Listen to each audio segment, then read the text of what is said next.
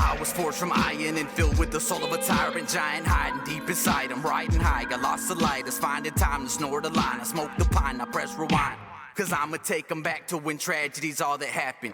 Used to act like nothing mattered. Ruthless savage, real sporadic. Snatching rabbits, cocaine addict. I survived, the shit was magic. Plus my bitch just wasn't shit. Ho was out here taking dick from every nigga in the clique. There's that little steel bar that's hanging out there, but otherwise, that should hear it. Yeah, that's actually, that's perfect, actually. I can hear it. Yeah, perfect. Alrighty, so we're getting going here. My name is Jordan Clemens. This is They Came From the Underground. We got a very special guest today. Got Ed Burroughs in the guest. We got Ed Burroughs in the house, literally. Yeah. How we doing? How's it going, Ed? How you doing? Good. Just sitting around, you know. Right on. That's definitely what I would expect. I got to. That's been a go-to greeting since I got in the chair. Have you ever heard the joke, and how many times probably related to the irony in that you're doing stand-up? Oh yeah, no, I always wanted to be a stand-up comic since I was a little kid, and when I got in my rec when I was like 16, that was one of my first thoughts was, well, now I can't even stand up. I'm going to be a stand-up comic. Right. My first thought was, well, obviously it was making sure my sister was okay. She was with me, and she was, and whatever. But then, like, my first question was, can I just cut my legs off and wrestle 105? Like, I'll be an NCAA national champ. Fuck yeah, there you saw an opportunity. You were trying to take it. Right? Yeah. Right. Well, I had watched a guy win second at state the year before, and all he had was this little, like, leg. It wasn't even really, it was like an arm. And the rest of him was just a torso, and so he had this like 185 body wrestling like 103, and he was just killing folks. Yeah, right. And the only way the guy who beat him, the only way he won was he'd just like smash his head down in the mat, kneel behind him, get his 2 points, and then just run the fuck away from him the rest of the time. He got so many stalling points, and he was like, I don't care, I'm not getting close to this monster. That's like, hilarious. No fucking way. Everybody was booing him and shit. He's like, I don't give a fuck. I'm getting gold. I am not getting close to this monster. He had a fucking game plan, man. Yeah, he just smashed his head down and just jump, kneel, look at the ref, get his 2, and then just let go. He would just throw the guy away. He had to look at the ref to make sure that it went through. Fuck yeah, dude. Give me my 2. Give me those fucking points. Do you watch any UFC at all? Not really. Have you seen even like a clip of the fight of I think it was Jorge Masvidal. He was fighting this dude that I'm blanking on the name of, but he was running it. He like literally the fight is stopped at like I think 6 seconds or something, but it's really like a 2-second match because they run at each other. Jorge like full speed just like runs up and does like a flying knee kick into him, and then starts swinging at him. No, he started swinging at him, and then but it literally just took it. But then the guy went down, and so he took a full knee to the face. Yep, I think I have seen that clip. It's like basically what that was like. One of those Thug Life or something like that videos or whatever. Yeah. I don't know where they put compilations of just people just killing life. Right. You know, exactly. just doing something awesome, and then it puts the shades and the joint out of their mouth, and then it plays that like Thug Life song or something like that. Yeah, exactly. And so I saw that clip in there. Hell yeah. That shit's awesome. Dude, yeah, I was fortunate enough to see it live because my dad gets the fights a lot of times. And so, it was just seeing that happen was fucking intense. Like, even if you're not, a big UFC fan, you're like, oh, shit. Because, just watching somebody demonstrate that much skill in anything. And that's the craziest thing is that the only reason it's counted as a 5-second round is because that's how long it took the ref to get there and then call the fight. It was actually like 2 seconds because it literally was just like, go and done. Like, a friend of mine got pinned in 6 seconds, and 3 of that was the ref counting to 3. Oh God, being on that end, it was embarrassing for him, dude. He was because it was bogus. He shouldn't have been pinned. The ref counted way too fast, and in my opinion at the time and the angle that I had, I didn't think he was pinned. It was bullshit. Right. But it was my best friend. How do Yeah. I not give him shit about it? Yeah. You know? You have that to go on for quite a while. Oh yeah, Like, yeah. No, that was almost 20 years ago Yeah. already. and it's come up this Oh, yeah. early in the podcast already. So that's how Yep. much it has haunted your friend. Oh yeah, yeah. No, it's haunted him the rest of his life for sure. Oh, okay. So I hate to interrupt here the flow of things. Do you Yeah, oh, think you're would she like? I could let my dog in. Oh if yeah, she- no, it's fine. If you think she'd be okay. That's gonna make a lot of noise, Oh, and shut they're her. gonna want to play. But We'll let him relax and then right, They'll if they, mess around, but then this way she'll stop whining. And yep, they meet each other. Arya, come here to me. Come here, honey. Come on in. You can say hi. Who is that? Hey, come in. Who Say hi. is that? Come in. Who is that? Hey, come in. Say hi. Hi. Oh, shit. Hey, She doesn't- hey. Well, you know what? Oh yeah, she don't help. Never mind. Oh, hold on. Oh, you're gonna have to go back up there on the hardwood. Hey, Arya. She gets like back into. It sounds nasty. It's more in play. Yeah, no, I know. Yeah, it's Even if they did fight it out, they'd figure out who won and yeah. act accordingly. Like, I don't Yeah. get too wound up about it. I got her at like 11 weeks. I didn't want a German Shepherd. Yeah. Wasn't even looking for another dog. I didn't want a female. Yeah. And I was hanging out with a friend. She picked up her puppy from that litter right at 8 weeks. This one really liked me, kept following me around everywhere. And they wanted me to take her that day, and my old dog was still around, but I knew the end was near. Right. And so then 3 weeks later, old dog went down. They still had her and a boy available, and I went out there to go pick up the boy. Right. And when I Oh, got there, yeah. she remembered me and was super excited to see me, and just came like Sprinting in. Yep. And yeah. At the end of the day, you're like, what kind of energy do you want? In your Yep. life, you know? She wanted to be with me, and I was like, all right, yep, Hell no, yeah. that's it. And so I'm not dealing with the female. I didn't want a breeder, and I'm not dealing with the female heats and all that. So yeah, no. As soon as I could, I got her clipped. Yep. I was too late on the dew claws. Oh, So yeah. she still has those, Right, and that yeah. when she gets playful, Yeah. it hurts. Yeah, definitely. Yeah, I gotta keep hers clipped because I've talked to the vet before, and because of the way that they are, like they don't like dangle off like some dogs do. They're like they're Yeah. pretty secure. They're pretty solid. Hers are kind of on there. Yeah, Yeah. yeah. So they're like, if they're like, unless they're like causing her any pain or any trouble, then we Yeah. should probably leave them on. I'm like, all right. Cool. Like, I don't understand the just automatically cutting things off of them. Like, Yeah. daubing the tails on dogs. Yeah, that's a weird one. I don't, or bobbing, or whatever they call it. They're Yeah. mutilating them. They really are. It's like if they're born with it, that's how Or they're the supposed ears, to have it. when they cut their ears, Yeah, or they whatever. They have their ears clipped. Yeah, that's- that shit yeah. drives me nuts. Yeah, Doberman. So that like really all that means is that there's a lot of dogs out there with pointy ears that are supposed to have droopy ears, and but Yep. people have money and like taste or of some kind that Right. is kind of psychotic, and so that's how we get to that point. Well, the But legit, yeah, because like as I this might actually be what you were gonna say. Too. Yeah. We'll get there. But like my friend had just got the German Shepherd puppy because I didn't know this before he got it. And he didn't know it either. Yeah, I think even no, yeah, I think he knew from getting the puppy the first time, the German Shepherd. But then like he's got this one. He's like the ears get pointy from just not being fucked with.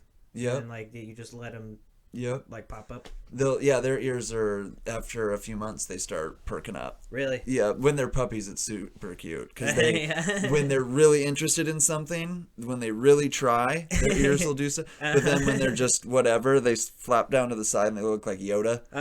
They really do. It's super cute. It's very cute. I love going and playing with this puppy, dude. The thing that bugs me with what people do to dogs is the just haphazard breeding them.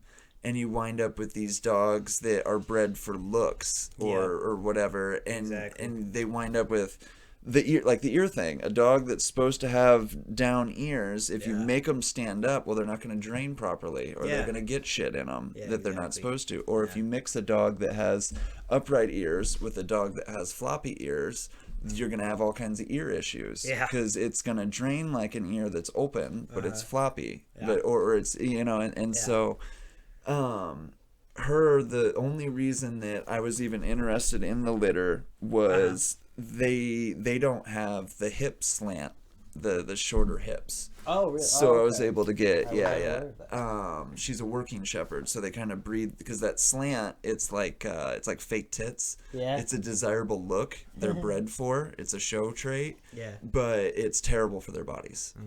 And so that was get like that. her being that boxy like that. But I anywho. get that, yeah. But anywho, yeah. Right. No, yeah, dogs are great. Like when I got Molly, I went and got her from a couple hours away. It was like Mount Air, from a breeder. Said she does like done her whole life, all that. And then like puppies are healthy and they're fine, so it's like all right. But so it was cool, and like I just kind of came upon her online because I was looking around everywhere, and so I came across her. And I was like, oh, that's hard to turn down because I've always wanted. Because it's like, okay, I've always wanted one. I get the problems that there are, but it's like she's gonna have a purpose, Right. and so it's like, I don't like the little dogs. right, yeah, The exactly. The I get yappy that. bastards.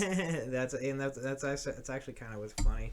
She that, like, pulls me. Right, yeah, exactly. Yeah, Yeah. that's super handy. And that's Right. that was something I used to do with Molly when she got bigger. I used to have a longboard before I got ran over by a car, and I would just like have her pull me along the main street area. But yeah, like even when she was just like a little puppy, their ears are up and going like from the early point. The upright ears, they have more of a vocabulary. They do, yeah. They can tell you more about what's going on. Yep. Because Exactly. They can drop them down. Like, yeah, it's very and the distinct. angle that they're at, are Yeah.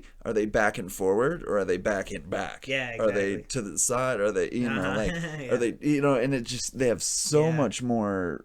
I know me and her communicate. Yeah. Like we have conversations. Right, yeah, like exactly. we understand what's going on. Yeah, and Molly's good. Like I found out that huskies don't have like the same like muscles in their forehead that like majority of dogs do, that Really? they've developed. Like it's what I heard because I haven't looked too much into it. But Right. so whether I get around to it or someone else corrects me online, whatever. But like what I had heard was that huskies don't have it, and they haven't developed it because a lot of other dogs have, because of like as a way to communicate with us. humans. Yeah. Yep. To do eye movements. Because the and stuff huskies like are closer to the wolves. that. Yeah, exactly. So Gotcha. they're so close to the wolves that like a wolf obviously doesn't need it. So then Right. so that's kind of what that That's aspect interesting. comes from. And then obviously German Shepherds, for instance, are used so much for police training Yep. and that sort of thing. They're very much around people and made to be around people at this point, and so Yeah. they have extremely good Well, they want to skills, please, and they Yeah. want to do a good job. Yeah, exactly. And like to get the hips out of her, they breed them with coyotes. To get those good wild genes back in them, and Yeah. then they do a few generations of purebred to get the aggression and the anxiety back out of them. Weird. And so you That's wind cool, up with though. these Kaiser gazelles. But- You got a sweet face and ears as big as Stay. just as big as it. Oh yeah. All right. If she was a boy, I would have named her Radar. For sure. Big She time. looks like a satellite They dish. very much has Doppler size. ears. Right? Oh hell yeah. I always thought she'd grow into them or something. And she did not. Maybe one day, but Right? probably not. No. No, she's a good-looking dog though. Thank you. Yeah, man. So we can definitely switch gears off of Yeah. general dog facts. Right. But I do like to. It is cool because I'm clearly learning new shit, and so I'm like, hey, Oh, yeah. I'm gonna take the opportunity. I'm just interested in them. Yeah, no, me too, man. They're fun. awesome. They're a lot of fun. Like yeah. definitely when you have a unique breed. Or just It's, a unique one. Yeah, exactly. You know. It's always a really good time. Yeah. Yeah. So I just kind of a couple things just as talking points. I kind of have that, like the main thing. I like to go over is kind of what the inspiration for doing stand up is, and in the first place, like who got like who you were watching that you were like, oh, that's a thing, and then Carlin. Carlin. Definitely. Yeah. When I was like third Yeah, grade, Johnny it was 8-9 years old. My brother showed me Carlin's Jammin' in New York, where he's talking about the war in the Persian Gulf and common things we all experience but somehow don't notice and stuff. Like sitting in a train and one of them, or a bus or something, and one of them starts moving and you can't figure out which one it is. or looking at your watch and you put it down and then you look at it again and you put it down and someone asks you what time it is and you're like, I have no idea. Just like little observations and things about yourself. Things, yeah.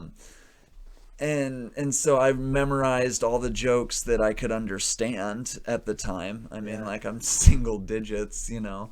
And most of them were his poop and fart joke. He had a really awesome, clean fart joke. It was like this really long, drawn-out fart joke that I could rehearse by memory. Hell yeah. And so Those are the best. Oh, yeah. With build-up. Oh, yeah. It's like whole big build-up, you know. And like, fuck it, that's great to be practicing as a little kid. Right. Before you're even 10, being like trying to do a long-form joke. Oh, yeah. And at the time, I was just kind of memorizing it word for word and then learning in each delivery about the timing. Oh, if I pause here a little bit, they laugh so much harder. It's the same joke. Right, yeah. And then watching other people try to tell my same jokes or whatever and just watching them fall on their face or whatever. It's like, well, he tells it all the time. Yeah, but he's good at it. Yeah, like, exactly. He can tell the joke. That's the thing that people that's actually the reason people think that they're funnier than they are is because they accidentally get good timing, but they don't realize that they've done it. Yeah. So they don't put any effort into it, and then there's people that just have bad timing altogether. Yeah.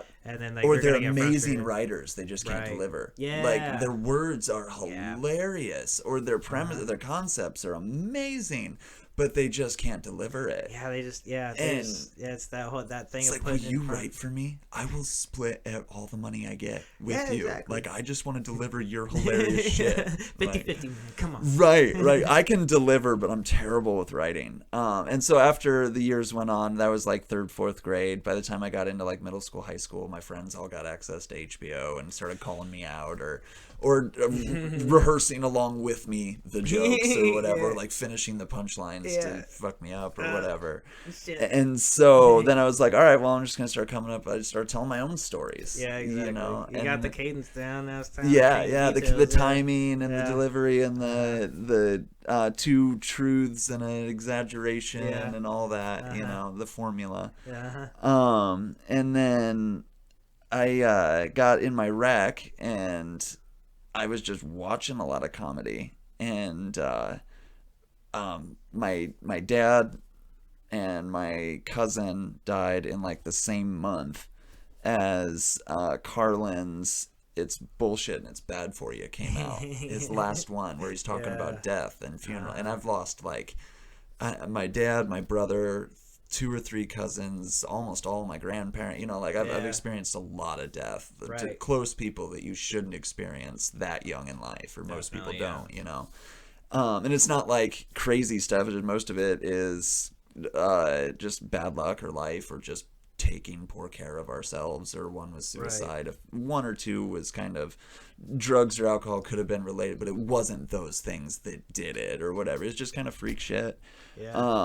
And so that came out, and he's talking about like all the stupid shit people say at funerals and the pleasantries exchanged that are all meaningless. You know, if there's ever anything you need, just give me a call. What the fuck do you say to a guy like that? You know, oh yeah, sure, the North 40 could use a little attention. You got a tractor? Right, yeah, exactly. Like, I got some bills that need paid. How much do you want to help? You know, like, and so I was doing telemarketing for a few years, my early 20s, and started trying to climb the whole corporate ladder. And the way I would supervise a group of, 12, 15, 20 people was I would just entertain them, essentially. If I had their attention, I knew what they were doing.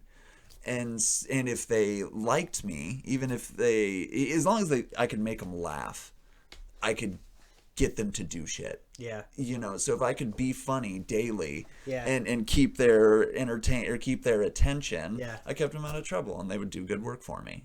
That's pretty dope. And whose team do you want to be on? The goose stepping Nazi prick, or the funny dude on wheels that doesn't give a shit what you do as long as you give him sales? Big time. And so I always had the best people. They wanted to be on my team. I'd entertain whatever, and I was working down in Des Moines. I heard about it's now Lefties. It used to be House of Bricks, and it used to be, well, it's now Streetcar 209. It was over at House of Bricks that is now a street in East Village. That's where the Beast Village Festival name came from, because the first one was more in East Village, or it originated there. And so to put their own spin on it, they called it Beast Village, you know. And I'm sure there's way more of a story to it. I'm not one of the organizers or anything. I just kind of observed it all. From, can I be in it too? You know, like, and so like I was just kind of there when all of that sort of started, you know. And I just went to a mic and I was like, I'm just gonna go see what's up. You know, I'm making it way too big and complicated in my head. Yeah. And I watched about 3 people go, and I was like, I fucking got this, you know. Yeah. And got on Dan Umphen, dragged me on stage for the first time. Hell yeah. I mean, like, you say that, and I was thinking about it, and I was like, that could be quite literal. Yep. And so, what are you gonna do about it? Right. Yeah, drug me up on stage, and did pretty well. And then I met. I was just going to that mic regular, and then I met Tom Garland about the time that he was coming back from Vegas for like one of his first big breaks or whatever. Nice. And I had just quit my day job and got like my disability reinstated or whatever. Okay. And I asked him like, hey, how do I do what you're doing? How do I do more, you know, or whatever? And he was like, all right, we'll go to these mics regular. And I was like, all right. Well, I started going to like a mic I was driving 1,000 miles a week to get on stage 5 times a week. Wow. Monday Iowa City, Tuesday Des Moines, Wednesday Cedar Rapids, Thursday was either Cedar Rapids or Cedar Falls or Des Moines or wherever, and then Fridays I would either go to like Davenport or put on my own thing or whatever. And then once Tom saw me like going to these mics all the time, he started helping me put on my own shit. And once I learned how to make a buck doing it myself, I was like, I am never punching a clock ever again. You know? That's exactly what the fuck is fucking like, right. That's what we're all fucking and so between like my disability and the comedy money doesn't even pay for all the comedy. I'm not like success by any means. You know what I mean? But at the same time, you know what? At the same time, when you listen to as many podcasts as I do, you start hearing that's the norm. That's the success story. Right. Like, it's just because you're pursuing your dream. You were working it out, and so it's like so finally you quit your like the shit job. That's like just paying for shit, and you're like, well, now I'm actually getting paid from this. That kind of funds me. Oh yeah. So I can like just focus on this more so. Yeah. And then you can then making it turn into life, more shit. Making it your life fully is really where the change happens. Oh yeah. And a lot of times. And it starts getting real stressful. Yeah. Real stressful. Yeah. Just last week at the Lefties mic, Alex was talking about how I can't remember his last name now. I'm bad with names, and so if he is listening, he's a co-host. He hosts the Lefty show sometimes when Dan Toll.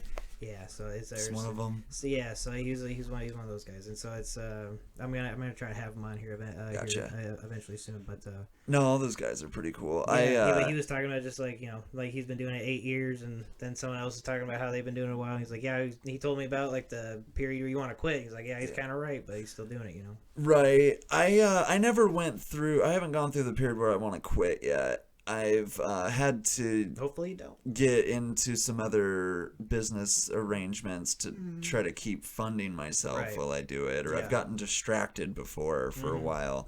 I never ever have been like, I'm not gonna do it. I've stopped actively seeking work for a while, for periods of time.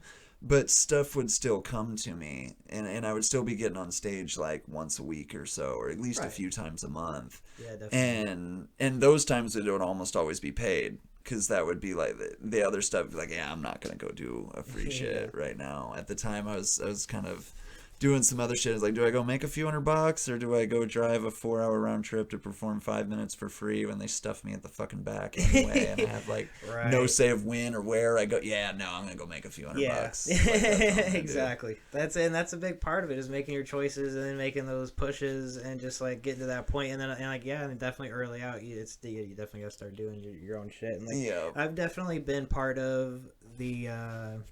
I've always been interested in like trying new shit, but in the areas I've grown up in, they've been full of people who weren't interested in letting in new people to try out their stuff. Yeah, or learn about that's hard. And Is so, getting in. yeah. Because, like, they want to see you do well. Yeah. And it's like you can't do well until you do it a bunch. Yeah, exactly. And so, like, in Iowa, it's really difficult to just get the initial stage. It's a huge time and money investment. Yeah, it is.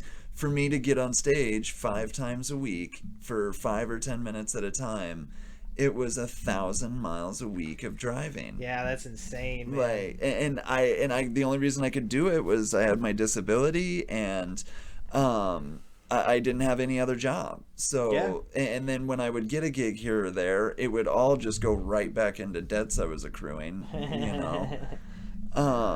Pay off sorry, this is Yeah, bad you're equipment. good. You're Yeah, good. pay off previous debts and like just like make sure you're settled, just so that way you can like Get afford to go home. out for the next one, you know. Right. Yeah, or just get home. Yeah, exactly, yeah. Been Sure. out there Should where it's wait. like, dude, if this gig cancels, I can't get home. Like, Yeah. getting to the next gig and like having to, or just sitting there like, all right, I just want the show to start so I can hurry up and get paid, so I can like fill my car up with gas. Yeah. Or so I can like eat something Exactly. or whatever. And it's just, it gets stressful. Yeah. But Yeah, no, and it's definitely something that a lot of people, you know, like they're obviously not thinking about, and so being in a position where being in a position where you have to struggle like that is always weird for people to imagine.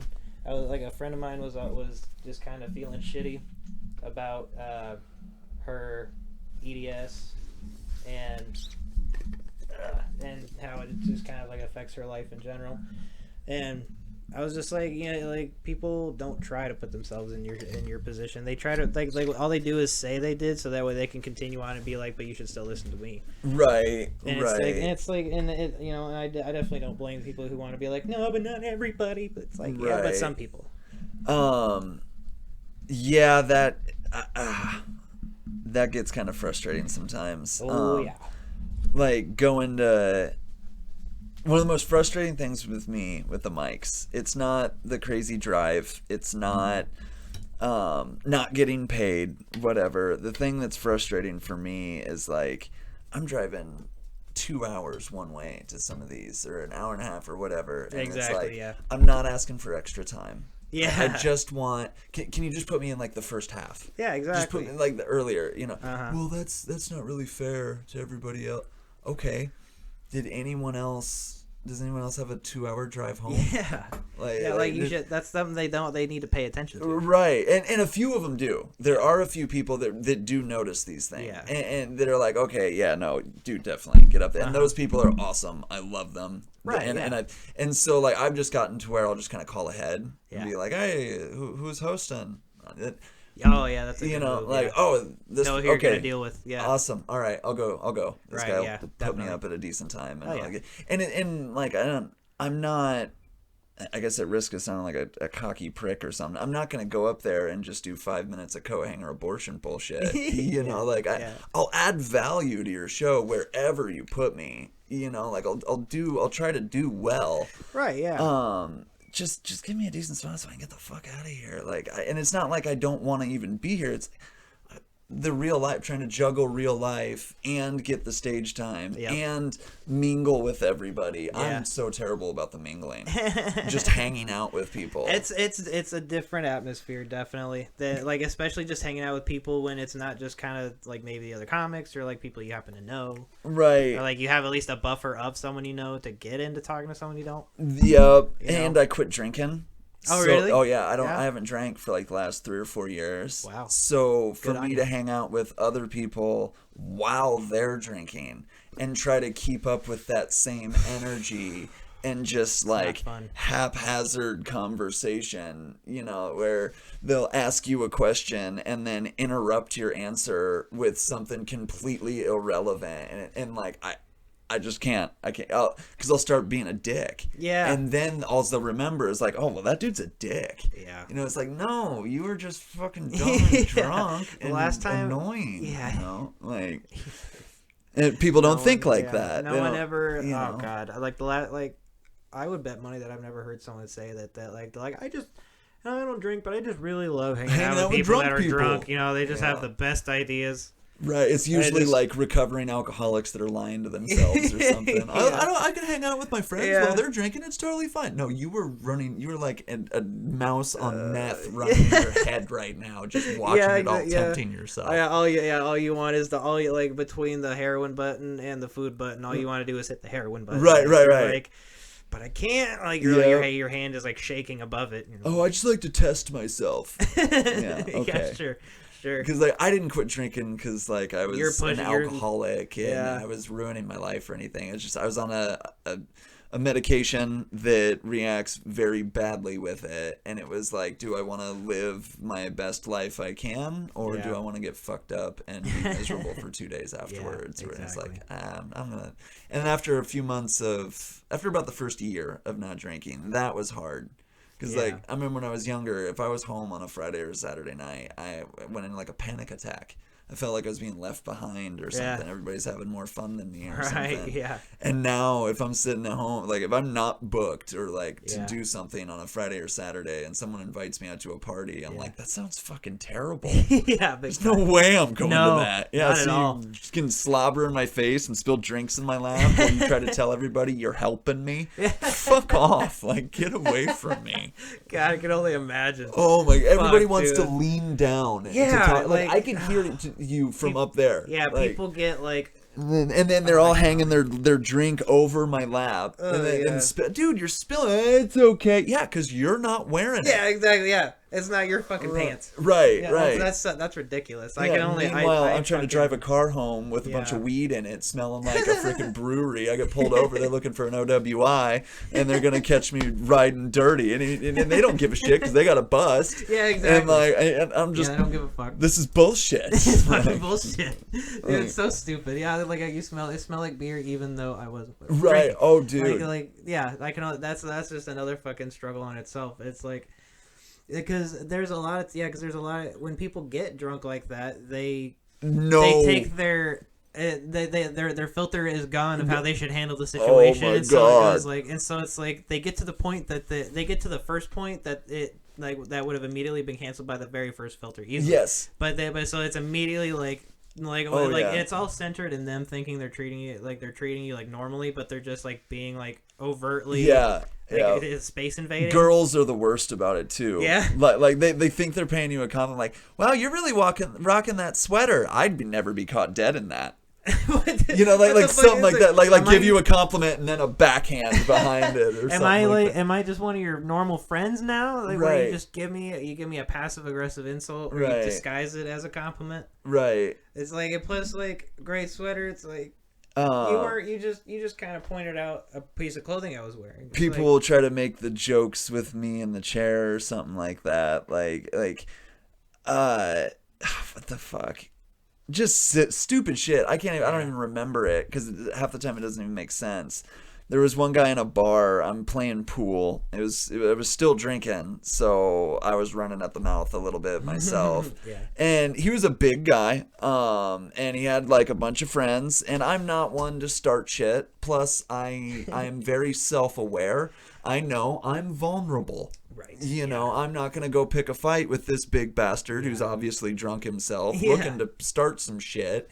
I mean, and I'm in my bar. Everybody knows me. Right. You know, if I wanted to, I could say something. And so, but I've never been that guy. I just figure I'm not going to start any shit. And that way, when I do have to ask for backup, I'm not feeling guilty about it, Exactly, you know. yeah. And so the guy's just making all these comments and just being a dick. And we're playing pool. And I'm winning. And he's like, oh, well, you have a better angle. You can see the shots better. I'm like, fucking kneel. Like, you can kneel. You have, I would argue, you have a better view than I, because I can't get the aerial view. You can bend over, you drunk fuck. You know? Exactly. And then, like, he gets all pissy because I shoot that down. And then he says something, so can I borrow your wheelchair? And he's a Native American guy. And so I'm like, yeah, sure, as long as I can borrow your reparations check. And I knew I shouldn't have gone there. I probably shouldn't have went to a racial place, you know, like, because I'm not a racial. I don't really like that bullshit. I mean, I love a good racial stereotype joke if it's coming from. Can I give you a one-liner and get your opinion on it? Okay. So I tried it out. I told it to a couple people and they kind of liked it. But it's the joke is we've all heard that black don't crack ever, growing up. Okay. Which is why it surprised me to find out it was an epidemic in the community at one point in time. I think the black don't crack reference might be a little too obscure for that joke to hit as good as you want it to. You know, that might be one, like the aristocrats joke. It's funny among other pros, right? But don't take that to the show. You might be a few shades too pale to get away with that one on stage. Anyway. Should I do it at the show tonight? Just see how it goes. You tear it up, bud. I'm not one to tell somebody what they can and can't do. Oh yeah, well, you know what? But if it's funny, it's funny. You're right. Yeah, Go exactly. with it. Like, you know what? It's new. Go with God. Oh shit. You know what though? I got you might have to aim the mic a little bit towards you there a little bit. Yeah. But no, here I got you. Oh no, I didn't. Oh, there you go. There Okay, you go. no, I was trying to do the cross sign and I smashed I it. saw that. Yeah, I was like, I was just making sure it was. Because I have. Gotcha. Like I said, I have a like a clearance sale kind of equipment thing. I put all the money into like the recording stuff, so that way, and then so. Gotcha. But so then like the little clips and stuff, like the little clips aren't always the most secure. Oh, okay, I get you. Sort of thing. Yeah. So, but like the microphones are good, cords are good, computer's good. It's so just, all the rest of the shit's just jankety. Yeah. Where it matters, we're good. That's professionally unprofessional. You got me there. So it's just something I'm like building on slowly. But, right. But yeah. But yeah, so where were we at? Just silly shit people say. Yeah. The thing that actually, it's not the jokes or the comments or whatever that really bug me, because like that's banter, and if it's, and there's some gold that comes out of that. You know, when I don't like a joke is when I've either already heard it 50 times and they know I've already heard it 50 times. That's dumb. Yeah, for sure. Or something like that. But if it's original and it's funny and it's meant in good fun, I'll laugh, but I'm also going to steal it. Like, I'll laugh at your cripple jokes, but that shit's coming on stage with me if it's good enough. Oh yeah, big time. And they can't really be mad. It's like it's about you. Right. And how are they gonna go do it without looking like an asshole? Yeah, exactly. I kind of have to be here for you. It's like you going up there and doing your black jokes with your pasty pale pretty complexion. Exactly. You know, like But yeah, no. Right. I had to get that little zing in there. No, the thing that drives me the most nuts that people say or do being in the wheelchair is when everybody the empty offers to help.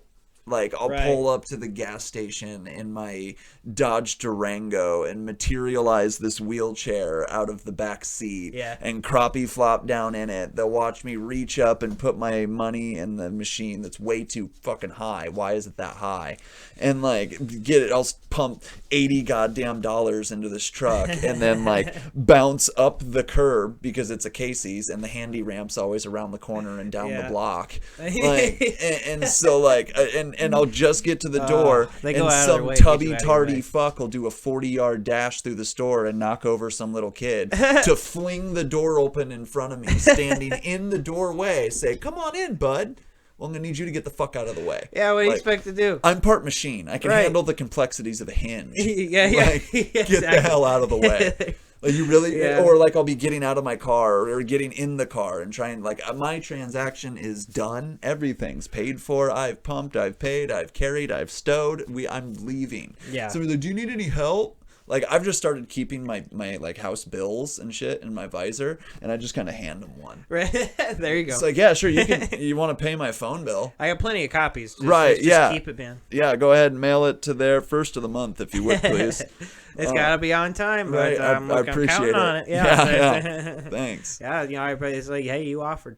You know, right. it's like when fuck them, call their bluff. Yeah, it's like the whole reason. It's like along those lines. Like the whole reason that Anthony Jeselnik wrote them called his special Thoughts and Prayers.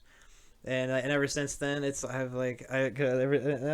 they really put it in perspective for me of like why it always frustrated me to see it all the time. Is because I was like, yeah, that's true. It's because it was just the point he made is that they just want to look. They want you to think of them. Yep. While you're suffering. It's like, but don't forget about me. Yep. Don't forget about how sad Zai is. There's an awesome Cracked video. I don't know if you ever saw the channel, the Cracked channel on YouTube. I don't know if they're still making videos anymore. It but sounds super familiar. When they were, it was awesome. They did the Honest commercials with the old guy. It was those Honest trailers. Yes. Oh no, Honest Trailers. That is Else? different. Okay. That is CinemaSins. Oh, okay. I've completely gotten off TV. I completely watch YouTube when I just want to surf. Yeah. I watch YouTube when I want to watch a movie. I seek that movie out. Yeah, and exactly. Watch it, Yeah, like I'm very like kind of particular. I'll fucking get I'll the browse. Commercials away. Yeah. I know where the tampons we're are done. if I need to find them. I even exactly. got my own brand. Like I don't need these advertised every other 6 minutes. Like condoms too. I know where they are. Don't really need them. Don't like them. Can't feel a thing anyway. Fuck it.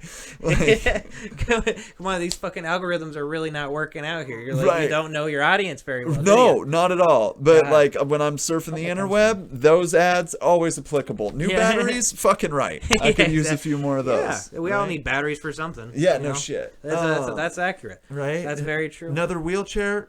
Sorry, bud. I already paid for mine. I can't afford another. I got what I got. But no, this channel, one of the videos he was talking about was there's no way. What was even the theme?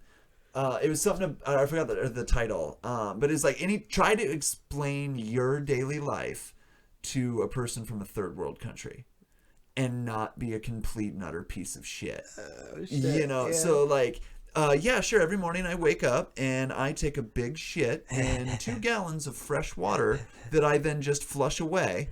I then jump in the shower where I dump gallons of more beautiful, delicious fresh water on myself that just most of it gets wasted. It just flushes away.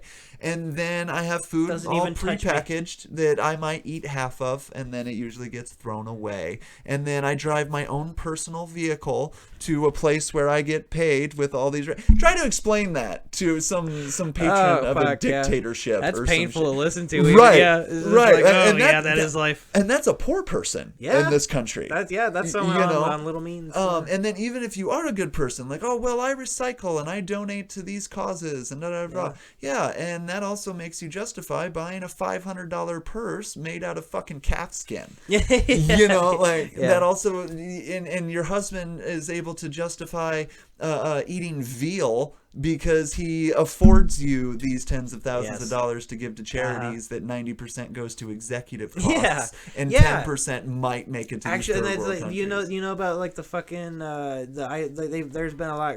Tons of about the ice locks bucket of challenge. love, or locks of love. Yeah, that's a for-profit.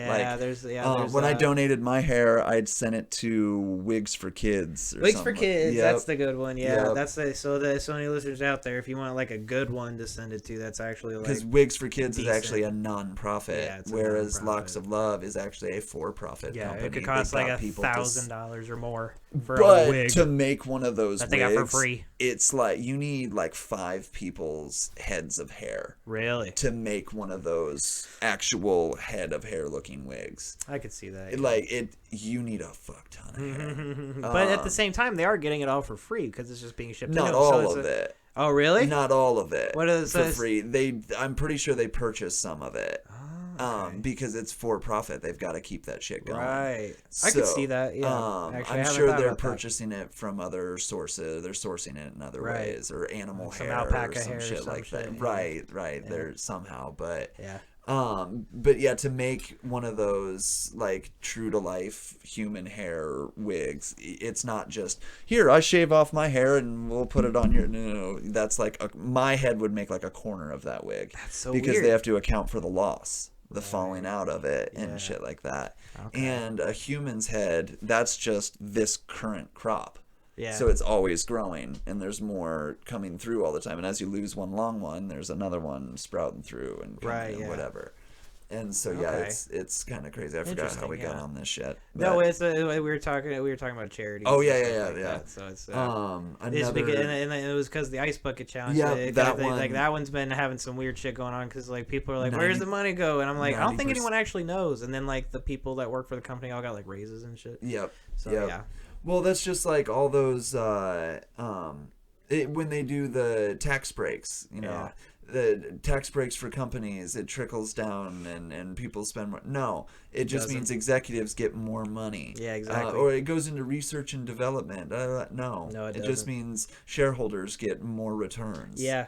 Like, They do it in like Iron Fist. Like I watched like the first season of that on Netflix, the Marvel show, and like basically he's like a kid who gets separated from his parents, and then he like he's like he's like a I haven't seen that martial artist that grows up in like this mystical place. It's like special circumstances to even get there, and like no one really knows it exists except for certain people, like a very few amount of people, but it's like a whole place. And but he goes there and he becomes the Iron Fist by like fighting a dragon.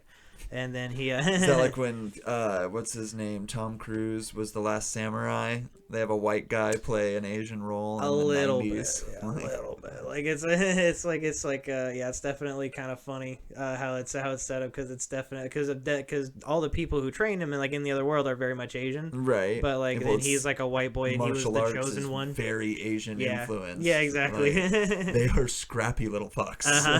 But he was like he was born the chosen one, so it's like, oh, why'd they choose a white boy though? Right. But but why'd they choose a white guy? Yeah, they always choose one white guy to be the master martial artist. It's so weird. Oh yeah, and then they had Matt Damon in the Great Wall of China movie that they made not too long ago. It was like kind of a recent movie. Yeah. And then they had Scarlett Johansson in Ghost in the Shell. I never saw that. I'm not big. So I never saw the anime. I never saw the movie either because I'd never seen the anime, but I knew that was what it was based on, which I think was probably based off of manga. But then Scarlett Johansson played it, but it's very clear, I think it was at least made very clear that character was supposed to be Japanese. And so at least I love that when they just pack on a bunch of Asian or influence on a clearly white person. Yeah. It's like he's just a small white dude. And he's not even that small. He's not. No, he's not. Like Tom Cruise is kind of a smaller dude than they portray. Tom Cruise is actually a smaller guy. But they just always stick him on apple boxes and do camera tricks to make him look way taller than he is. Yeah, exactly. It's like in his writer, like you will make me appear 6 inches taller or something. He's like 5'8" or not even that. He's like 5'6" or something like that. Right. Yeah. Exactly. So he's like when people are shorter than me and that like are like huge stars, I'm like, oh shit. Because like I don't know if you know Tech9. Like I met him one time and he was like shorter than me and I was like, yeah, he's a sawed-off little fuck too, isn't he? But he's like, because I was like, no fucking way, because I was like, I love the dude, so I was like, and I was like I was expecting to either see him at eye level or up. If he was a big guy, he would have rose high in the gang. Like no, he was the scrappy little bastard. Like get out of here, little kid. Get out of here, young. Shucks, guys. Right, I'm gonna go write a song. I want to be a thug. Right. I want to gangbang. Rapper. I can be the fastest rapper there is. Right. There is a fucking. Wasn't Tech9 like supposed to be a super fast rapper or something like that? He's because that was like the whole name. Rapper, his name was like an automatic weapon or whatever. Yeah, exactly. Talking. Yeah, he's an insanely fast rapper. He's very good at it. Yeah, he's definitely like one of my favorite musicians. It's I don't have a genre any one genre that I really like, or one that I mean maybe yodeling that I really hate. Like I really like. I can't like. I don't want to say I like hate country, but when I hear it, I'm like, shut it off. It depends on what song. I mean, these songs wouldn't be circulated worldwide or these artists wouldn't be world famous if they didn't have 1 or 2 decent songs. Yeah, exactly. And these genres wouldn't be so huge if there weren't some good shit in there. Very much so, yeah. And now just because something is a genre doesn't make it good. Yeah. That's like just because something is old doesn't make it a classic. And so there's music, but rap, a lot of rap that bugs me is the swag rap bullshit.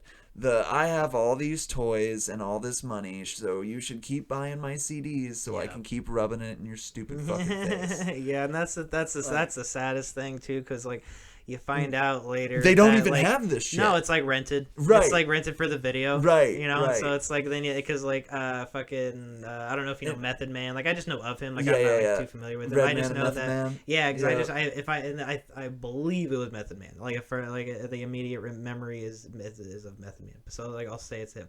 But I just remember like at MTV Cribs, like he just like lived in like a kind of just like a normal, like a very normal place with other people. Yeah, was that the one where they had like the broken tiles? I think so. Shit? Yeah, and yeah. like you opened a drawer and like fell apart. Or Yeah, something like he's it was just a normal place. dude. Yeah, and it was like dude. was like one door they didn't open in that episode, and you were like, dude, that's where all the fucking drugs are. Yeah, because this motherfucker is spending his money on something. Yeah, that's exactly what I was gonna say too. Like, that's because of the drugs.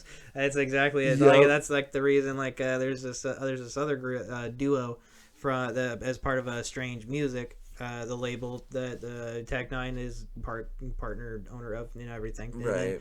And then, that shit's so confusing. It's like once you get to know everybody, really, it gets to be like, oh, because I was on the street team for about a year, which is basically just promoting the albums for free, and then like getting we got some perks throughout for doing it. So it's like politics, but for pop culture, basically. A little bit. Kind of like, hey, work for us for free and get me in a powerful position so I can then make a bunch of money, and you won't. Yeah.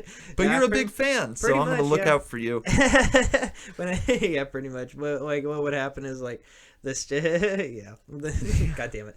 But like the street teams, like what would happen is like we would get like if a show was put on in your area and you put it on, you got another show for free, and then you got like a bunch of VIP shit, and you got to hang out in the place with all the artists, and like, you know, you're like actually part of the crew and everything. Was that so, like you got materials and like that pass. Free show thing? Is that so was that how they got who was it?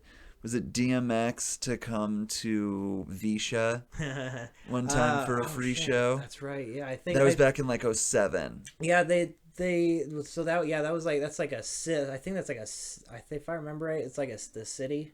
Was bringing him in for the festival because and he showed up an hour and a half or 2.5 hours late. Yeah, did like 2.5 songs and walked out. He just fucking left. Yeah. I was left. there. Like, really? Yeah, I was at that. That's hilarious. And I had no interest in being at it. I was chasing a girl through it the whole time. That'll get me some places. Well, I forgot how I'd gotten to Visha. This was in my heavy drinking days, and like when I would drink, I would just plan binges. Yeah. I would just have a pocket full of cash and a cell phone and maybe a change of clothes and a ride. Like later in my days, I finally got a car. And before that, I would just couch surf. I would have no idea who or where I was staying, but I would always figure it out. Yeah, exactly. And so this was after my rec. And after my rec, I'd gotten my license and or after I graduated, I got my license. And so once I got my rec, I was a lot more careful about my partying because I had some things I had to think about. Yeah, you're right, yeah. Wake up with some giant sore that takes me 6 months or gives me an infection that kills me or some shit, you know, or not taking care of my bowel bladder program and getting some infection or making it so shit doesn't work at all or what, you know. So I was a little more careful, but I'd still go on these fucking 3-4 day benders, and I forgot how I got to Visha, and we were talking about hip hop artists and DMX walking out and all that shit. So then we started talking, and then it was because it was at Visha. Yep, and I was and I forgot how I got there, and I met this girl that seemed like she was kind of digging Drunk Ed a little bit, and so Drunk Ed was interested. And wound up following me and a couple buddies. Wound up following her and a couple of her friends around all the way up campus town and whatever, all the way through and up the giant campus hill and whatever. And I'm young and I'm proud and I'm not letting anybody push me, and I'm pushing myself up that giant ass hill. And there's some dude sitting on the curb with his girlfriend, wife, whatever, stretched across his lap, and he's like, I forgot what the fuck to even say. It's some smart ass comment about the wheelchair or something like that. And I was just like, I don't know, how do you think I even got in this thing? She sure was a slippery one, weren't you, darling? And I looked at his wife, and I was just like, kept rolling and shut his smart ass comments up. And then we get up there, and at the time, I really didn't like rap. I didn't listen to it. I hadn't heard any good rap yet at that time. I was kind of a rock metal, maybe I was just kind of getting into the jam bands and hippie stuff at that time, and so like the only reason I was there was chasing this girl. And then I see him do that bullshit, show up 2.5 hours late to his own concert. Whether he's getting paid, it's a free concert, whatever, you agreed to the gig, fucking get there, then all right, fine, you're late. Awesome. Perform for longer for us. Or put on an awesome show. And then he didn't. He was just like, fuck this. And just like, he lip synced 2.5 songs while he shook a towel around. Wow. And then was just like, literally was just like, fuck this. And just turned around and walked out because there weren't enough of us, or we weren't rocking hard enough for him. Wow. Or I wonder what the show might have been like an hour and a half previously. Yeah, right. Right. Like, what would have happened if you would have been there when people thought you were going to... Right. Yeah, no shit. And so just dipped out, and then after that I was like, yep, no, but I have absolutely no respect for this person, as an artist, as a professional. And so like any of his music I just automatically don't like. See, I don't blame you, because that's I'm the same way with a lot of artists. Is like, if I find out you're kind of like you're a dick, you're like, you like think so highly of yourself that you don't do that, you do shit like that, it's like I can't think of you the same way anymore, That was like what was so disappointing with Cosby. Right. Obviously, like, him hurting people is terrible. But also, like, this was a person that shaped influenced the careers of so many other people. Big time. And now we can't even... like, I feel guilty for even liking the shit. Yeah. In the first place. Because, and like, it's so hard because you think back at how long it happened. At any point anyone was like, I love Cosby, he was doing that shit. And it's like, fuck, I can't even, it's like, where do you go back to? Right. Oh man, fuck, I had something, I just lost it. I need to stop smoking so much weed. But, yeah, no, that shit just drives me nuts. Trying to... Oh, no, okay, that's what I was thinking. All right, so what's really funny about all that, though, is the whole time he's doing that bullshit and taking pride in his clean comedy and all that and lecturing other comics and shit like that. And it's just like, yeah, but you're a fucking skis. So I don't give a shit what you think. Yeah. And the fact that it all came out because one comic on stage is a smart-ass comic just said, yeah, but you fucking rape people. And it all finally came out. Because that dude was just like, no, I don't give a shit what you think. You're nasty. Yeah, he's like, it's like we've all known about it forever. It's just like, if that people, was the best part of all of it. Yeah, it's like, yeah, you uppity fuck. Fuck you. That was dude, yeah, and that's the biggest thing too. I swear on stage, but I'm not raping anybody. Dude, for real. Eddie Murphy and Seinfeld, I remember they talked about it, and they met, and like it really did come down, and they made the point that it was ego. Yeah, it's like very much was ego, because he had hit this like just this incredible fame, and he had realized he was an icon because of the things that he did at the time for what he did. That he was like, I'm clearly above all these people, but then at the same time he was like, I also have to keep up this image, and but then because he thought he was better than you, he was an asshole. Yep. And so then when he gave you that, so then he would always tell people to be clean, and like the dirtiest fucker alive is telling you to be clean. Yeah, it literally is like the least sensible thing. The most disgusting display of irony. Yeah, exactly. I've ever seen. Anytime someone does something that they're telling you not to do. Well, that's like if your spouse or significant other is being super jealous or accusing you of cheating. That bitch is cheating. Yeah, that's always it's always this like little sign of like it's why do you think guilt. It's like you think jealousy is a sign of guilt. You only think I'm doing it because you did it. Yep. Yeah, that's a big thing. Yeah, that's a very big thing. It's like, and a lot of times it's like and sometimes it's like maybe they haven't cheated, but they know they would. Right, or they wouldn't. That's if you're gonna. They want to have control. If you're gonna forbid your girlfriend from hanging out with a dude without you there, all you're saying to her is, if I'm hanging out with a girl without you there, I'm a fucker. Yeah, exactly. Like you're putting the standards of your life on her, like, right? You know, like because you're like what you would do, right? That's ridiculous. So yeah, no. So in that case, shut the fuck up. Yeah. Take your chance and keep your mouth shut. Yeah, exactly. Like, oh yeah, dude, and those people that do cheat on their girlfriends or boyfriends or significant others, but then get mad when their significant others go and cheat on them. Dude, you can't have it both ways. Yeah, you can't. Like, or they'll go and beat up the person that they cheated with. Yeah. What the fuck does that do? Like, really? I'm not the one that took a vow to you or made a vow to you. Like, I didn't even know you existed until I got my beak bended. Like, I certainly wasn't thinking about you when I was inside her. Yeah, exactly. Like, had no knowledge of your existence at that time. You know exactly. So why aren't you smacking this bitch up? I can't allow that. But like, why aren't you trying to do? Why are you? Yeah. I feel like a terrible person already. It's a good rant. I agree, man. That's always an insane thing that we've had to deal with. That like we've always had to.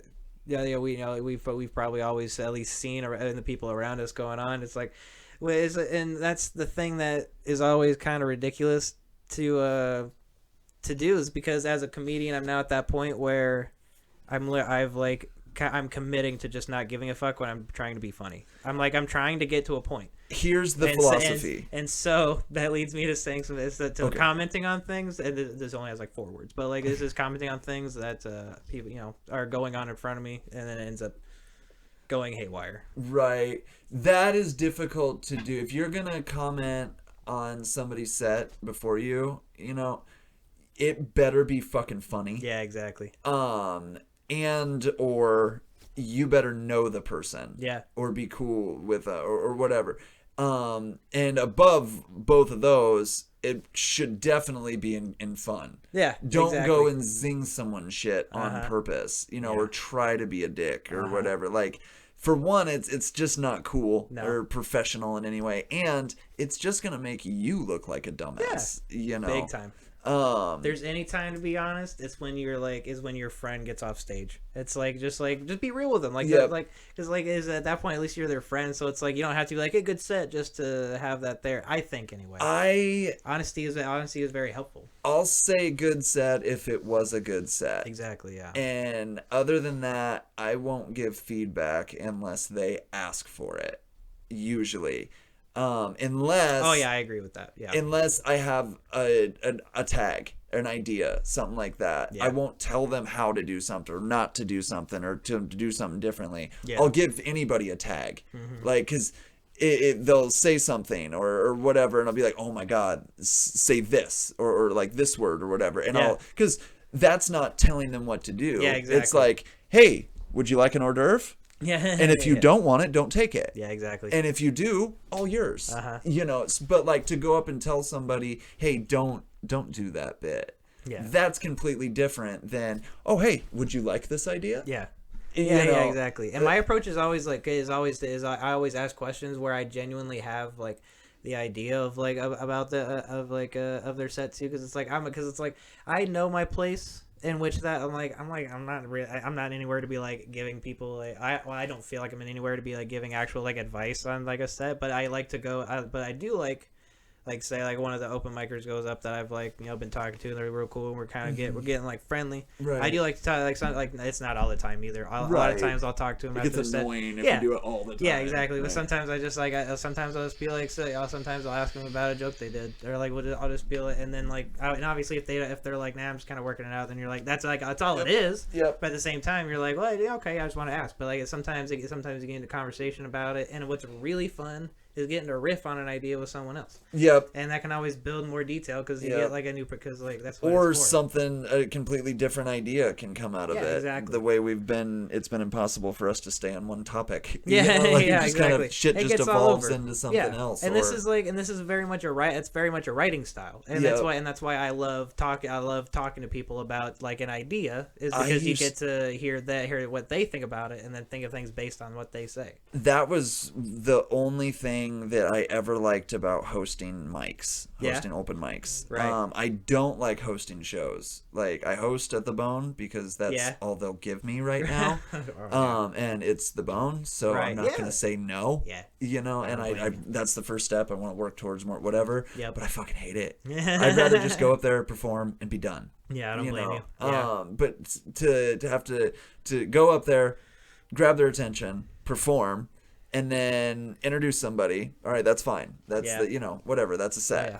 But then to have to go back up in between and plug some bullshit and lay down some rules and then introduce somebody, to go on stage to not be funny is just like a total fucking syntax error for me. Like, I feel like I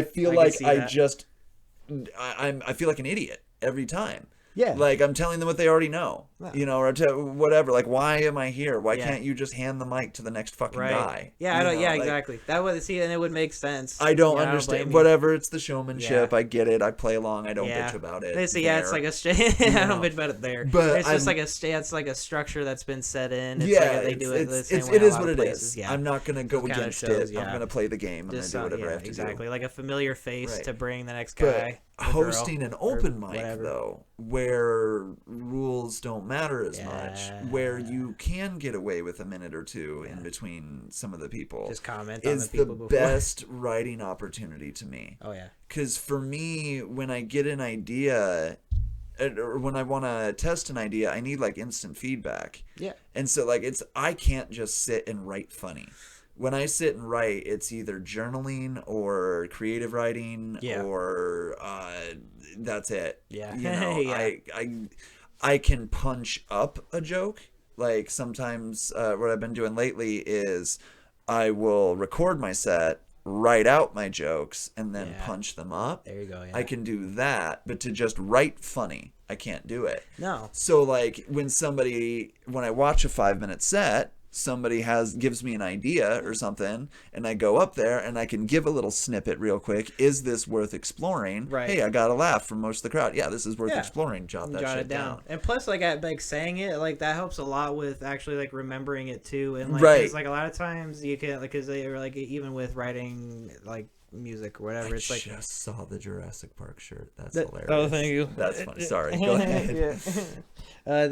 Thank you. Yes, but no, it's like it's like it's like like writing the joke out is so much different because it's like the reason people are like telling jokes aren't that funny is because they thought it was funny when they wrote it, right? And so you go up there and you say it, then you see what happens, then you see how you say it, right? And then you kind of like, well, okay, I'll make these adjustments. Yep. So that's all part of the thing, really, is like you can think you're as funny as you want, but it's like if you put it up in front of people and they don't like it, that's the whole kind of thing. Reading funny and hearing funny are different, very different, because like hearing funny, what is it? 75 or 80% of communication has nothing to do with the words. Yeah, really. Yeah, 80% of it true. is the 5 P's. Yeah. You know, the pitch, pace, pause, punch, and projection. Yeah. Pitch, pace, pause, punch, and and I learned that shit telemarketing. Dip, dive, and dodge. Yeah. Yeah. I learned that telehustling. Because like if you can sell somebody, you can make them laugh. Yeah. You know, and chances are you got to make them laugh a few times if you're going to sell them some shit. Right. That's the best way to do it. Right, because they like you. Yeah. You're not selling them the product, you're selling them yourself. Yeah. Then they trust you to take whatever the fuck you give them. Yeah. You know. Yeah, exactly. And that's actually a thing I've noticed too is with talking to comedians next to musicians. Is like, as a musician, you're selling yourself while performing. Yeah. But it's literally nothing close to what you're like off stage, because you're literally like performing a skill. Right. And obviously you're performing a skill when you're on stage and you're doing comedy, but it's like that practice of making people laugh is very much applicable in life. Yes. Yes. So that's when it comes back around. Comedy, I feel like you see a lot more of the person. Yeah. Of a comedian. Music, there's a lot more, and I don't want to say they hide behind. Yeah. But they're shielded a lot by the instrumental, by the vocals, by the the mystery of the lyrics, of the poetry of it, because no song just comes out and says, hey, the bitch left me and took my dog and all my shit and then she split. You know, actually, I think that is an exact country song right there. I was just thinking that. Right. Yeah, exactly. That's gotta be a country song somewhere. Yeah. But it in comedy, you actually have to spell it out and break it down. And I mean, there's a part of every set called establishing character.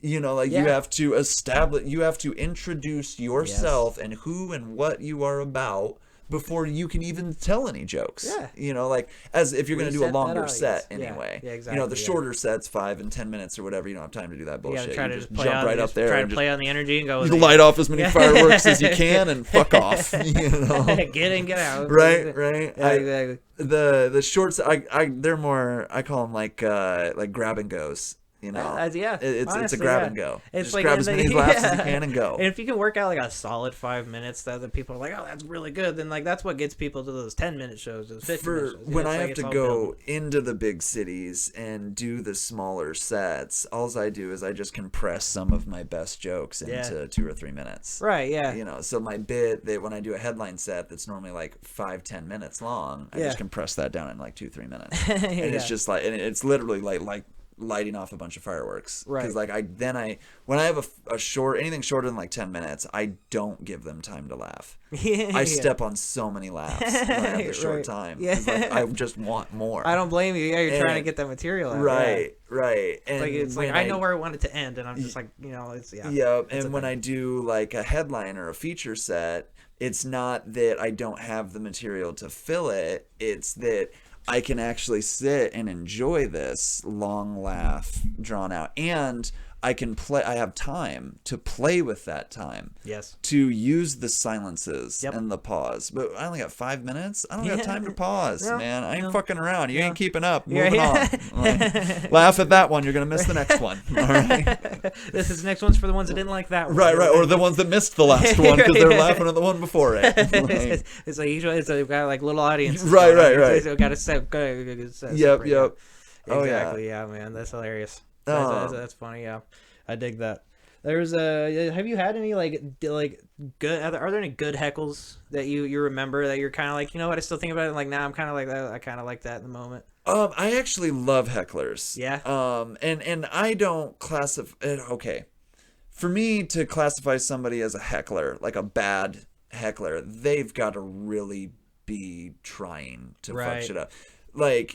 So many people I see, they'll ask a question in their set, which to a comedian it's obviously a rhetorical question, but there's normal people. You asked a question, they answered, and you're upset with them about it. That's not a heckler. You asked a fucking question. Yeah, exactly. Yeah. You know, and so I like it when people say stuff, right? Or even a random shout out, or when I ask a question to the crowd, I want someone to say something. I fucking hate it when they stay silent. Yeah. Because I've heard all my material. I'm sick of it. Yeah. You know, I want new stuff. And people can tell and people very much can tell when it's when they're supposed to respond or not. Right. But I think sometimes you get that crowd. They're a little in this kind of space where you give them that signal and it takes them a minute to catch up. In the cities, it's harder to get them to talk because they've been trained. Oh. They've seen shows. They've all been to their friend's open mic where someone got pissed off that someone said something or whatever.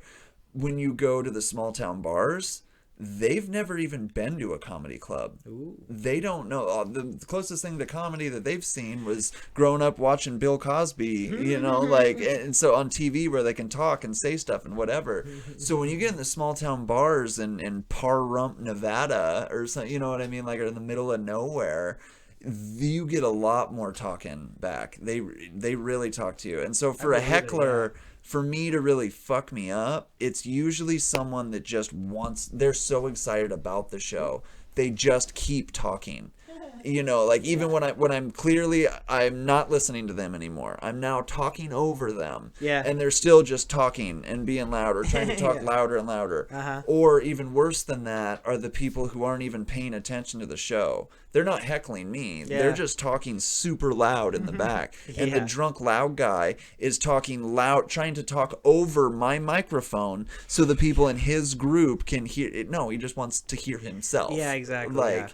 And so, like, that's the shit that bugs me because, like, if somebody's heckling me, they're interacting with me. Right. I can interact with them, and I can be a dick. Is like ask my family. Like, that's one of the best things I'm at. Dude, like, and it's great because crowd work is so great. Like, right. if you can do some good crowd work, and somebody's that's doing that, practice. you let them keep talking, and you let them be loud and annoying, and annoy everybody else. And then when you do finally say something, it doesn't even have to be good.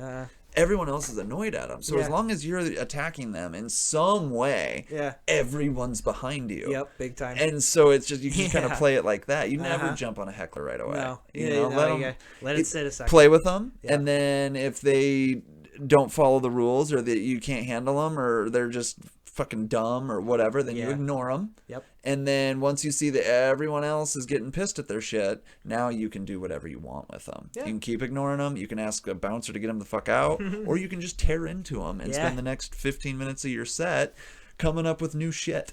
Exactly. And so, I love hecklers, for the most part. Right. Yeah. But it's always the women that drive me nuts. A hot girl from a small, Bill Blank said it best. There's nothing worse than a hot girl from a small town, because their entire life everybody's wanted to fuck them and nobody's told them what they need to hear. Fuck, which is really just shut the fuck up and pay attention, and it'll be better, dude. Like, yeah, dude, that's such a good point to put out there too, because it's like, because I was literally just I don't know, you might know him, Cooper Patterson. He's one of the open micers. Probably. I'm terrible with names. Yeah, he's got hearing impairment, and he wears like the hearing devices. I think so. Like brown hair, and it's like kind of shaggy, and he kind of talks like a certain. I can't do an impression. I'm not sure, but he's like, he kind of talks like in a certain way where you're like, you kind of can tell. But obviously obviously there's nothing to Cooper. I hope he's listening because I support him. He's a friend. But it's just like I'm just trying to do an impression of you to jog this guy's memory here, buddy. Anyway, so but yeah, so where was I going with this? Hot girl from a small town. Yeah. Okay. Yeah. So we were just talking about because he was we were just talking about people that went at that were at like lefties like last week and like previously, like, because like Blowjob Girl, like we were at the same show and like we had been talking about her recently. Blowjob Girl? Oh god. Okay. So she's this. I need to start coming to lefties more. It's not what you think. I love a good blowjob. It's misleading, I'll tell you that. Well, that is certainly disappointing. Yeah, it really is. When I found out that was her name, I was like, is that because of her material? And they were like, yeah. I was like, oh. And then, but yeah, so she goes. Well, she talks about it a lot. Apparently, she likes it. Yeah, yep. And so, so when I saw her, I've seen her one time. I saw her. She went up. She was. I've talked about her multiple times because it's so funny. Because like how do you not talk about Blowjob I know Girl? It's so hard not to. I'm just like, if she listens to this, she's gonna be like, I am so popular. I'm just fucking popular. So popular. Oh my god, everybody loves me. They love me. I knew I had a good dick set. do I gotta suck to get to 1 million followers? I knew I had a good set. Right. And then I fucking trying to be an influencer here, bitch. Right. But then when I saw her, she was wearing my first red flag. This was a red flag to me. Doesn't seem to be the biggest red flag to most people, but the second I saw her wearing a t-shirt tucked into her leather skirt with that said "filthy mouthed wife," I knew it was going to go downhill. It was the only thing I needed to know. I had a ray of hope because nothing had happened yet. You know, I wasn't sure if I was gonna go tonight, but I think I'm gonna have to go see this fucking train wreck. Hopefully, I'm hoping because like she's not there every week. I want to preface that. It's it's like a Wonder Bread appearance. It's like a Wonder Bread appearance. You know Wonder Bread? Yeah.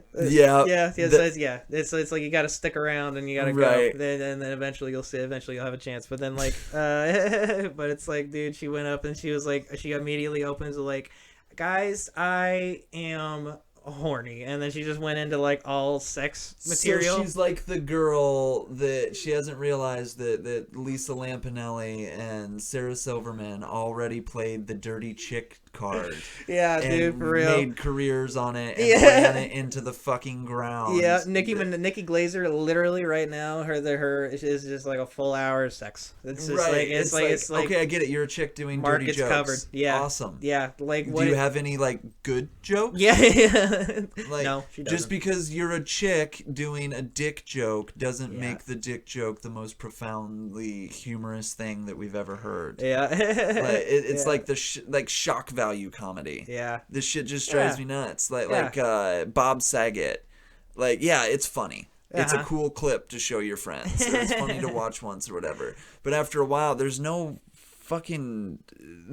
a whole lot of art there. It's just gross to be gross. There's not talent. Not even art. There's not talent there. Yeah. There's not, Yeah, nowadays I think there's like a lot of fun that people can have with that when it goes just in reference to Bob Saget. Like say, because like let's say maybe that's not your forte. I think some people kind of like that. They like the gross for gross. They like that because of the fact that he's in Full House. They like the weird. They like that weird contradiction when they see him. That was what made me interested enough to watch his set all the way through. Right. Was the fun. And actually, when I first realized how filthy he was, it was watching The Aristocrats. Oh, really? Yeah. And then I was like, oh my God, Bob Saget's version of The Aristocrats was the funniest. So then I went and looked up Bob Saget's, one of his specials, and was like, this is hilarious, awesome. And then I got about 15 more minutes into it, and I'm like, okay, it's just the same fucking filth over and over and over and over and over and over and over.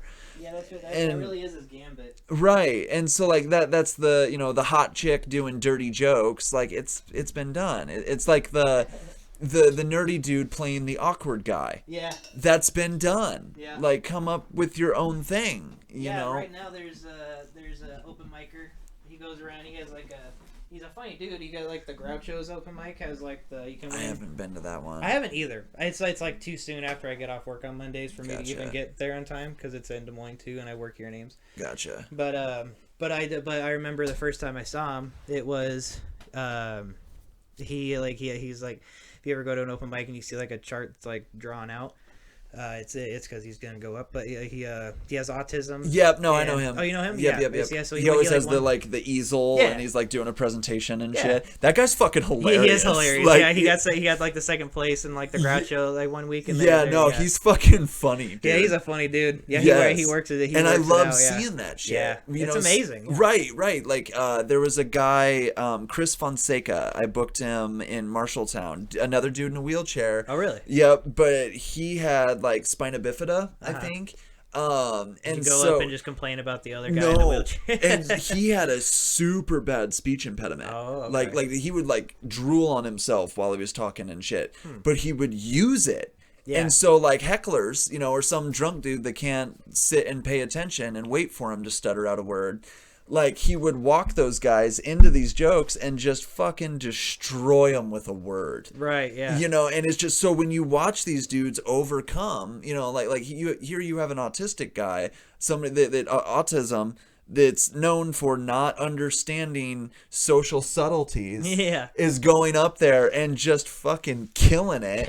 Like, I love that shit. Yeah, it's fantastic. It's outside that. It's not another hot girl doing dick jokes. I don't give a fuck. Exactly. Like, it's something different. It's something interesting. And you can see this guy struggles. He does in life. Like, and he's dragging all this extra shit here to make a hilarious fucking point. He's great. That guy's awesome. Yeah, he's super funny. I've gotten the chance to see him around a few times. Yeah, he's a lot of fun, man.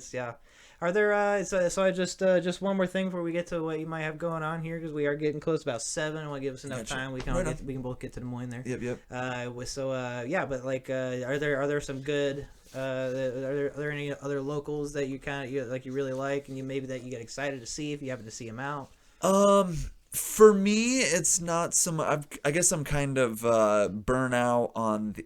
I don't watch a lot of comedy just to watch it. Yeah. I kind of learned early on from another comic.